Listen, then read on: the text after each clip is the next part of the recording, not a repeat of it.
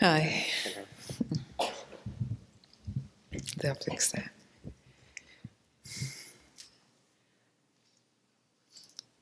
Just now you have been talking about, I love the words that you use, the mind being cradled by the consciousness. But the question I have is, I know for a fact, it's certain that this personal entity, this individuality is really non-existent. Oh, That's how can you know 100% known.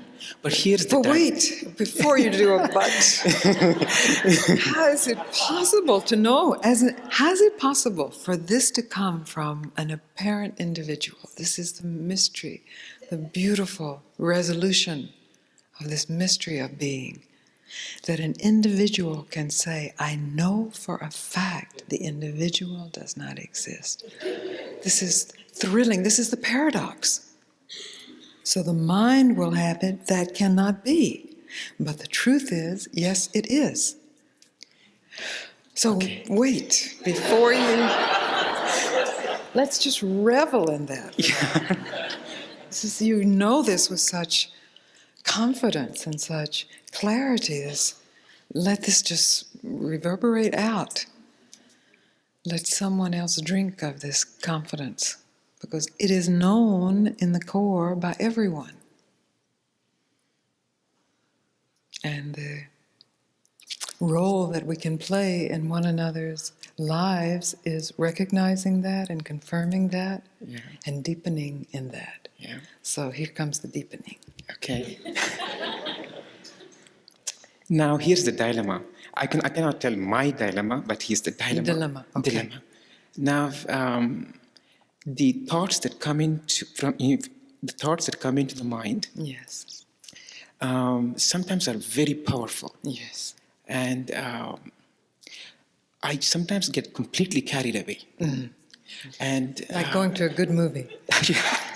I completely forget everything that I have done, all this meditation and all the reading that I've done is completely forgotten. Yes, And then it's we're like- talking really a good movie. Or else it's just, it's you're watching it out of the corner of your eye, but this is like real theater then. Yeah. Yes. Yes, yeah, it is a movie, but again, but the things, because of the fact that I completely get carried away, and I don't like the things that sometimes that happens. Yes. And looking back at it, how could I have possibly done it? I mean, how could I have completely identified with my thoughts or my desires and completely forgotten? This is what you have to see. How? Yeah. How did you do it? Because there is a how to Right. that. Yes. There's no how to surrender, but there is a how to how there is identification. Yeah, correct. Excellent. Right. Yeah. How did I get identified? Yes, how? Tell me how. And it was So not. I can tell you the pattern that would exist here. Okay, but here's also the question that I have. Is this identification also coming from consciousness? Yes. It is. Yes. So it's not my fault. It is your fault. It is my fault. Because fault also comes from consciousness. Okay. That's the slippery way out. Since it's all consciousness, well, hey, do what we want to do. It's not like that. Okay. That's a trick of the mind. You have a very intelligent mind. Okay. That's both a blessing and a curse. Yeah. A blessing in that there can be a deep, deep drinking.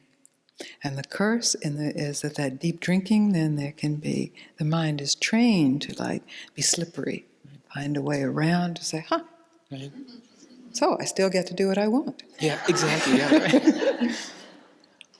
So what do you want? What do you really finally want? Really? Well, I was listening to a video of yours about a year or two or 3 years ago. And that's when I actually came to know about you. And it was very strange. The first time I saw your video, it was so attractive. The things that you said it was as if me talking. Yes. It was exactly like me, talking. Something was happening, but it was so beautiful. But anyway, I think you talked about being vigilant. Yes. That's right. That's what we're talking about here. Right. And, how can I be vigilant? Yes. Because, again, if I have to be vigilant, there has to be some effort involved. Only if it is you doing vigilance. And then this is still the property of the mind. Right. But who are you? If you are not this individual, who are you? I cannot describe myself. Yes. I don't know how to describe myself. Well, I will name you then. Okay. Consciousness. Okay. Awareness. Okay. Is awareness ever asleep? During deep sleep, I'm not aware. That You're I am- aware that you're in deep sleep because the next morning you Yes. can say, I was in deep sleep. Right, but at that instant of deep sleep, Well, there's no thing to be aware of then, Yeah, right? right, In deep right. sleep, there are no phenomena appearing. Right. There are no dream bodies. There are no Yes. body sensations. Yes. But there is a knowing that you're in deep sleep because you can recall you were in deep sleep Okay. without any reference point to Yeah. any phenomena. Right. So vigilance is the very nature of awareness, keeping vigil. Right. Very nature. The moment that there's effort for Yes. vigilance, Right. then the mind has co-opted the vigilance. Okay. And there's bound to be then the dropping of vigilance. They go together. Okay. There's still an identification of yourself as your mind with your mind activity. Okay. You're not separate from your mind activity, but you are more than your mind activity. The particular mind activity that you're speaking of appears and it disappears. Right. But you, as you truly are always here. Always. So if you look back now to one of those times, one of those instances where you got totally identified Right. with the drama, with the movie. Right. This, and Louise, this is the answer to your question too. And then you didn't like Right. the behavior that came out of that. Right. So in looking back, can you just take a moment and look back? Yes. Can you see the moment that you left the truth in your mind and identified with the drama? There is a particular, well, there are lots of moments leading into it, Right. but there's a moment where there's a choice. It comes with the speed of light, but did you see in the paper today they've even stopped light? So the speed of light is not what it used to be. So the ego appears, which is false identification, appears with the speed of light, but you are present as it appears. So you are present as it appears. So when you look back in your mind to Yes. that moment, Okay. what occurred?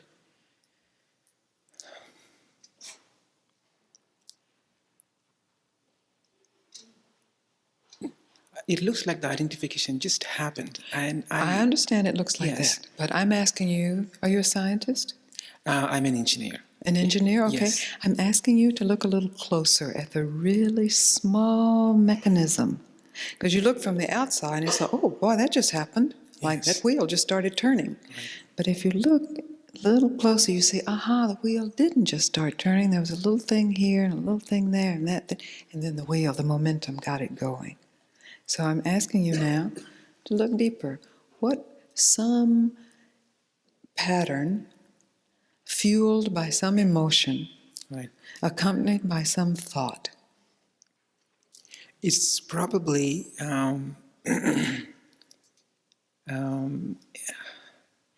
it looks like the past tendencies. And what is this past tendency? It is a habit that might have developed through the years. Yes, but I'm saying, how did this habit get chosen in this particular incident? So maybe it just appears out of the past momentum. Right. But there is a moment. It seems like it's a sliver of time. But if you actually put your magnifying glass on it, which is consciousness, you Right. will see in slow motion there were many choices. Yes. So first there is the emotion, which is big.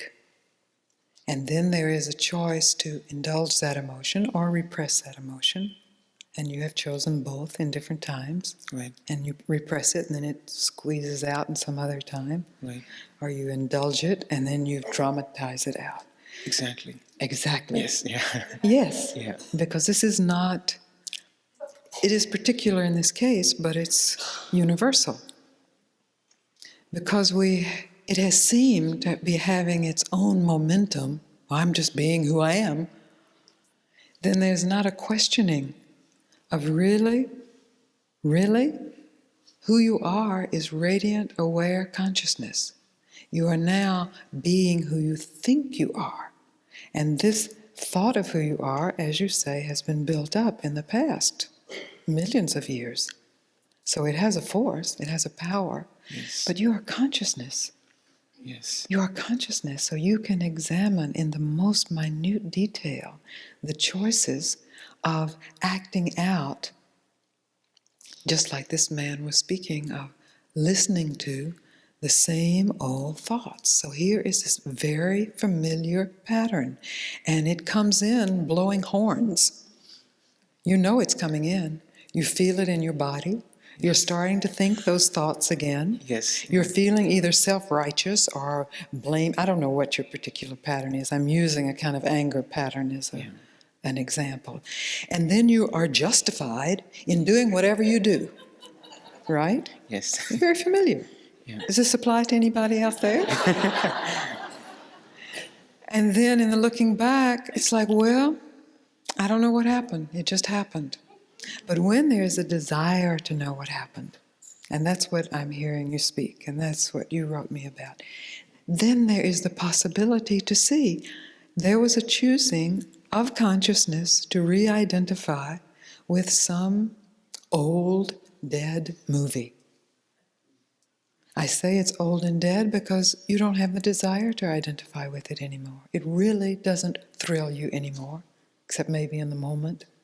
You see the destruction of it. Yes. You see how it bleeds the life energy from you and people around you. Yes. And you see how it uses up the creative force of your life. So it's old and dead. Right. That's where your power to see exactly where you are choosing to re-identify comes from. So at a certain point in time, I do have a choice. Yes, don't I you? do have a choice. Yes. Don't you? Look back. But if I'm very vigilant, if I'm extremely Well, forget vigilant, that, because we're not talking about you being Right. very vigilant. Exactly, because because- we're talking about you weren't very vigilant. Exactly, right. Which it's very skillful means to assume you won't be very vigilant. Yeah. So then you say, okay, I wasn't vigilant. Let us see how it was. There was a re-identification, because there is not re-identification if there is vigilance. And if there is not vigilance, then there is something to learn. And what you can learn, what is learnable, is the ABC of how you re-identify. You can't learn the self. You can't learn consciousness. You can't learn love. You can't learn trust. But you can learn how you deny that, because there are techniques, there are strategies.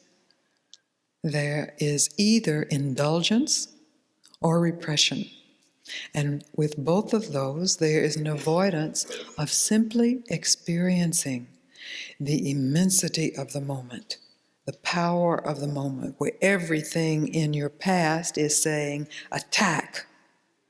There is this power, this force that, if it is experienced, is then a force of light, a force of love, a force of consciousness meeting itself here, deeper than ever. If it is denied or repressed, it's just the same old habit. If it is indulged, it's just the same old violence. You're speaking of addiction. to a certain extent. Yes, Yes. a certain kind of addiction, a kind of addiction to a pattern. Right. And with addiction, there has to be a point where you see perhaps the desire is out of your control. Maybe it's physiological.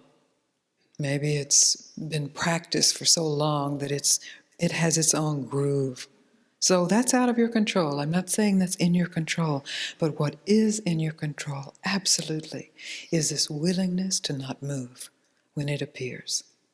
This willingness to not indulge. This willingness to not repress. This willingness to be in the fire of this impulse of thousands of years. It's certainly at least all the years of this lifetime. And have you ever experienced that? Yes. Yes. So you know the beauty of that. So you know, then there was a willingness. In that moment, actually, there's a willingness to die. Because an addiction can be so strong, and certainly the addiction to mind or habits is so strong that there is the sense, I will die. I will die if I don't strike out. I will die if I don't attack. That's what an attack is about, right? Protecting me from dying. And so there's a willingness because of maturity of the soul. Okay, if I die, I will die, but I am not going to follow this demon again, down this road again. So this is the mind, but it's the mind being in service to what was betrayed. The vigilance was betrayed. So it's the mind being humbled, and then it is feels like a descent into hell. Because with any addiction, the impulse is so strong to get rid of the craving, to get rid of the fire. How? And there are millions of ways how. But instead to not get rid of it, not go numb with it, to let it burn. This is the fire. This is what Buddha goes through with all the temptations. This is Christ in the desert. Everyone has to experience this. Oh my God, I'm dying. Okay, I'm dying. I surrender. And there's peace. And there's freedom. And you recognize what never left.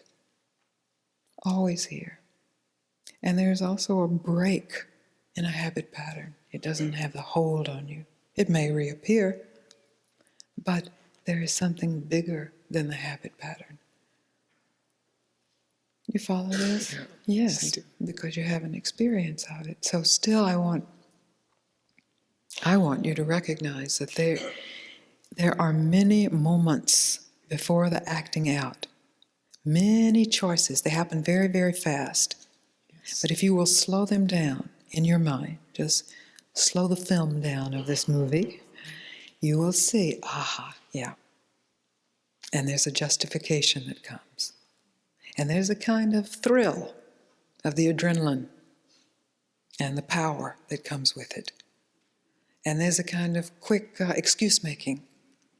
And well, so-and-so did, or it doesn't matter, or we're all one, it's still self, or well, my guru did, or da-da-da-da.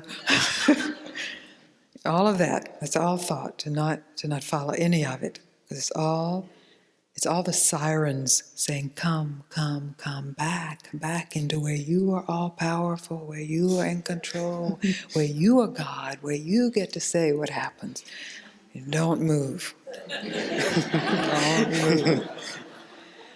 And there is an exquisite experience that can never be taken from you that is revealed. Yeah, but those moments have happened. Those things have Yes. come back. It can be a pattern, as you said. It's a conditional pattern that is coming back. Yes, good. Yeah. Then and it's it coming means back. there is something that still is unseen, which Yeah. is even more deeply humbling for the mind. Because that's all we're speaking of, is a humbling for the mind. That's what the fire is. The fire is the resistance, the friction of the mind constantly seeking control of this particular situation. And the refusal to follow the mind then creates a certain fire, burning. And if it comes back, well, good. There must be more here to see. But there's a lot of suffering at that moment. Yes, but it is conscious suffering. It is conscious suffering. This is very different then from delaying the suffering and following, indulging, and discharging the suffering, and then the suffering is spread out over time. Then there's still the suffering of the misidentification. Someone was telling me, I've never really read Dante's Divine Comedy except in pieces, but they were telling me about over hell is abandon hope, all ye who enter here. And so I used to say that to people, and then I said, where does that come from? And somebody said, well, that's over hell. And I thought, oh, I better stop saying that. Nobody's going to understand what I'm talking about. But that's the truth. To get to paradise, there has to be a descent into the hell that has been created by mind. Let's say not even your mind, your parents' mind, the genetics that fed into the creation of this particular hell. The descent into that so that you recognize you are more than that. It is a scary descent. And there is the tendency to go, no, I don't have to do that. It's all self. Oh, no, it doesn't matter. It's all just a movie. Well, that's great if it's true. But if that's just a strategy or a covering and the habit patterns continue, then what have you got to lose? If it's all self, what have you got to lose discovering that in fact, in the midst of hell, there is God, radiant. Then hell itself is liberated. Your past demons, your hungry ghosts that have been haunting you and waking you up at 4 a.m. and criticizing and self-hatred and torture, they are liberated. That's what gets liberated. Self is not liberated. It was never bound. What gets liberated are the demons of your mind as well as the gods of your mind. Set them free. You are sick of them. You are sick of playing with them and being played by them. Set them free. That's all I'm saying. And the way to set them free is to be willing to not play the game.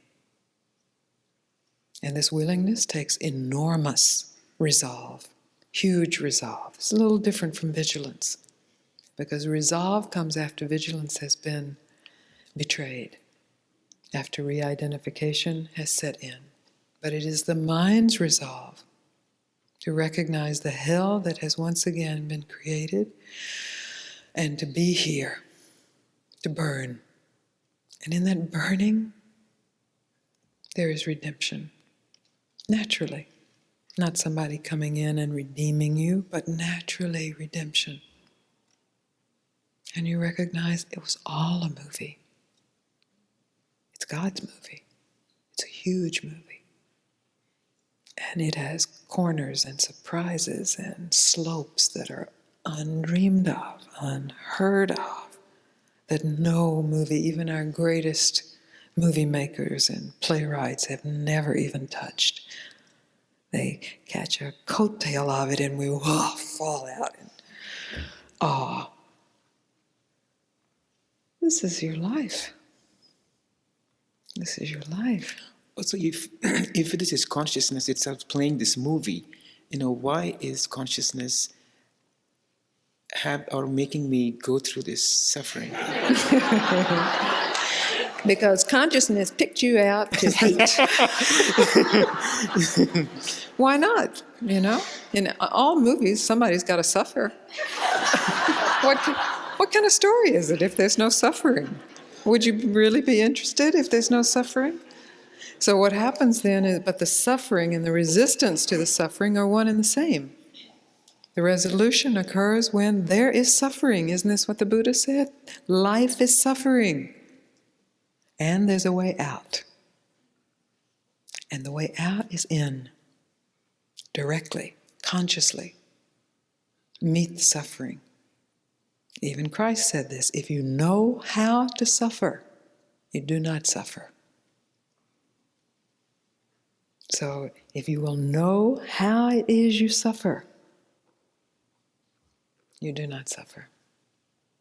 But this must be known, rather than, see, even the question why is an avoidance of knowing how it is this continues. How it is, right here in this universe, patterns of war still appear. Because that's what we're talking about, war, right? Even though you have tasted peace, even though this universe has tasted peace, peace on earth, how is it that conflict still has its way? This is true of every mind stream, especially humans. War is inbred, and it has gone unmet. What has happened is war has been made on war, and the child of that is more war. So to meet that war within yourself, consciously, awake, refusing to budge, meeting war, you will find peace. If you have tasted it, then you know it's so. If you have not, it may seem impossible, but taste it and see. Just take one moment in the midst of one attacking pattern and don't budge, because under the behavior, there's the energy of an emotion. And that emotion is fueled by some thought of protection, or being wounded or hurt or not seen. In the willingness to experience that being wounded or hurt or not seen, to really be wounded, really hurt, really not seen, then it's no big deal. Then the wound is nothing. The hurt is nothing. And not being seen, you can't be seen. You are the self. You cannot be seen. You are not an object.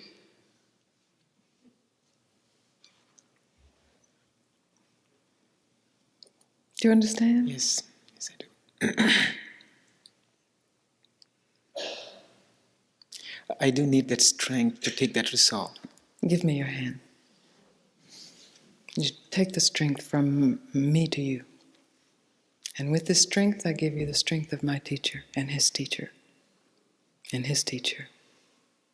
And because I am emboldened, I give you the strength of all teachers. Throughout all time, dead and alive, past, present, and future. It is your own heart. It is a hand being offered you throughout time. It is always there for you. I promise you this. Okay.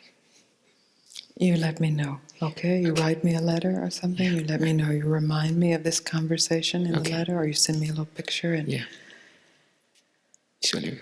And you will see. It is very courageous to ask for help, but even in this action, often what is neglected is checking to see, is help here? So you have asked for help. The next thing is to see, is help here? In this moment of the need for resolve. It is here. It is here. There is a hand outreach to all of you, outreach to all of us throughout time.